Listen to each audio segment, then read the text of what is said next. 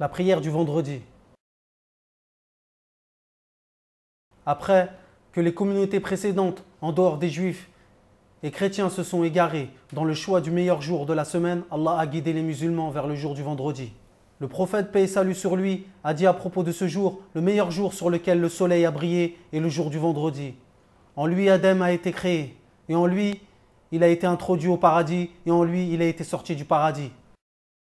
Il est également dit, celui qui fait son bain rituel et qui va à la mosquée le vendredi et prie ce qu'Allah lui a facilité de prière, puis écoute l'imam jusqu'à ce qu'il ait fini son sermon et prie avec lui, alors il lui est pardonné tout ce qu'il a fait entre ce vendredi et l'autre vendredi et 3 jours de plus. Selon Abu Huraira, qu'Allah soit satisfait de lui, il a dit, le messager d'Allah, paix et salutations sur lui, disait, les 5 prières le vendredi jusqu'au vendredi et Ramadan jusqu'au Ramadan effacent ce qu'il y a entre eux comme péché si on ne commet pas de grands péchés. Durant ce jour béni de chaque semaine, les musulmans se dirigent en masse vers les mosquées pour écouter le sermon du vendredi et prier avec l'imam la prière du vendredi. La prière du vendredi est obligatoire pour chaque musulman pubère, conscient et sans excuse valable. Allah a dit, ô vous qui avez cru, quand on appelle à la salat du jour du vendredi, accourez à l'invocation d'Allah et laissez tout négoce. Le prophète, paix et salutations sur lui, a dit que certains ne s'arrêtent pas à assister aux prières du vendredi, ou bien Allah va sceller leur cœur et ils seront parmi les perdants. La prière du vendredi n'est obligatoire ni pour la femme, ni pour l'enfant, ni le voyageur et le malade qui rencontre une difficulté à assister à la prière du vendredi.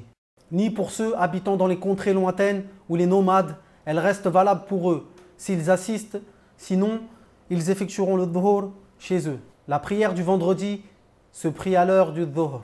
Il est obligatoire qu'elle soit célébrée par un groupe de musulmans. La prière du vendredi ne peut être effectuée seule ou par 2 personnes. Le minimum est de 3 personnes. La prière du vendredi doit être précédée par 2 sermons car le prophète, paix et salutations sur lui, l'a effectué de cette manière. Les 2 sermons doivent être faits en langue arabe si la majorité des prieurs sont arabes. Sinon, il traduira ses sens tout en veillant à ce que les prieurs apprennent la langue arabe. Le but du sermon est d'enseigner et de guider les musulmans. Le prêcheur doit citer les versets en arabe et s'il le désire, il pourra ensuite les traduire dans la langue du pays. Le sermon du vendredi n'a aucune condition. Tout ce qu'il s'appelle sermon tient lieu de sermon du vendredi. Pour perfectionner son sermon, l'imam peut ajouter « Les louanges sont à Allah ». Les 2 attestations, la prière sur le messager d'Allah, paix et salutations sur lui, rappeler aux gens la peur d'Allah, la lecture du Coran. Il est préférable que le sermon soit récité sur le minbar et que l'imam salue les prieurs en montant sur le minbar et qu'il marque une pause entre les 2 sermons en s'asseyant et de beaucoup invoquer durant les sermons et de raccourcir la durée des 2 sermons. Il est formellement interdit de parler pendant que l'imam fait son sermon. Le prophète, paix et salutations sur lui, a dit « Si tu as dit à ton voisin le jour du vendredi, écoute pendant que l'imam est en train de faire son sermon, alors tu as dit une chose futile. »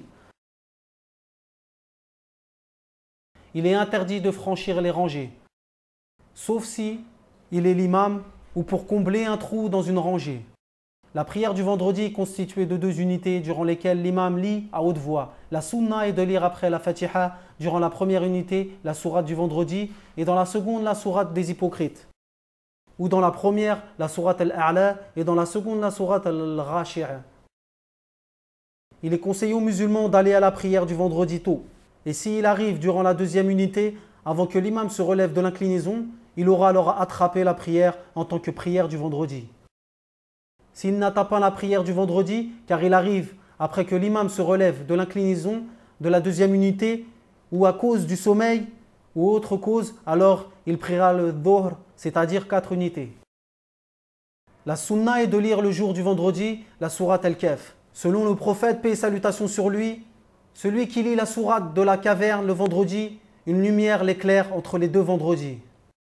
Il est également une sunna de multiplier les prières sur le prophète, paix et salutations sur lui. En effet, selon Abi Mas'ud al-Ansari, qu'Allah soit satisfait de lui, il a dit, le prophète, paix et salutations sur lui, a dit, multipliez les prières sur moi le vendredi, car quiconque prie sur moi le vendredi, alors sa prière me sera présenté. Il est également très conseillé de prendre un bain rituel le vendredi et de se parfumer. Selon le prophète, paix et salutations sur lui, a dit « Quiconque fait son bain rituel, se purifie comme il peut, se sointe de son huile comme il peut, se parfume comme il peut, ensuite sort pour la prière du vendredi, ne sépare pas entre deux prières, prie ce qu'Allah lui a ordonné de prier, ensuite écoute. Pendant que l'imam parle, alors il lui est pardonné ce qu'il y a entre ce vendredi et le passé. »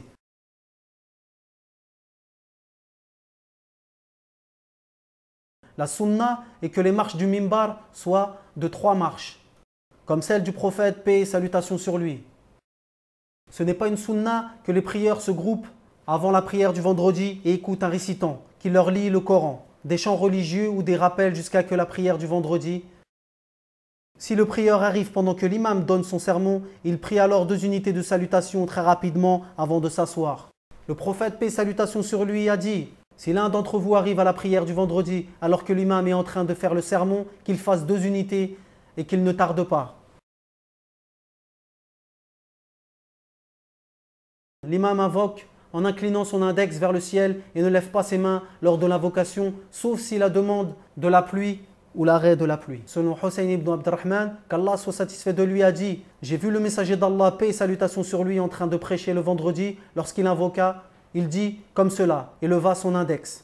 Il n'y a pas de prière surrogatoire avant la prière du vendredi, mais il est préférable de faire des prières surrogatoires avant l'appel à la prière. Le prophète, paix et salutations sur lui, a dit « Quiconque fait son bain rituel, se purifie comme il peut, se soigne de son huile comme il peut, se parfume comme il peut, ensuite sort pour la prière du vendredi. Ne sépare pas entre 2 prières, prie ce qu'Allah lui a ordonné de prier, ensuite écoute. L'imam parlait, alors il lui est pardonné ce qu'il y a entre ce vendredi et le passé. »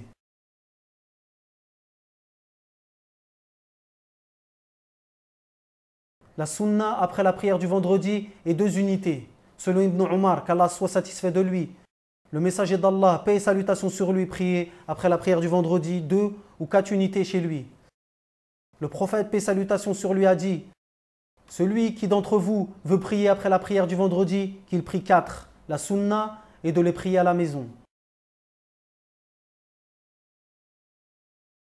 Si l'Eid tombe un vendredi, alors le mieux est d'effectuer les 2, la prière de l'Eid et celle du vendredi. Et s'il effectue la prière de l'Eid, il lui est obligatoire de prier le Dhuhr au minimum. Il est permis à celui qui habite loin de ne pas revenir pour la prière du vendredi. Et s'il a effectué l'Eid, selon Iyas ibn Abi Ramla, il dit « J'ai vu Muawiyah questionner Zayd ibn Arqam. As-tu assisté avec le messager d'Allah, paix et salutations sur lui, de Eid, qui se sont rassemblés ?» Il a dit oui. Il a prié l'Eid au début de la journée, ensuite il a autorisé à ne pas accomplir la prière du vendredi. Et il a dit, celui qui veut le faire, qu'il fasse, et celui qui ne veut pas la faire, qu'il ne la fasse pas.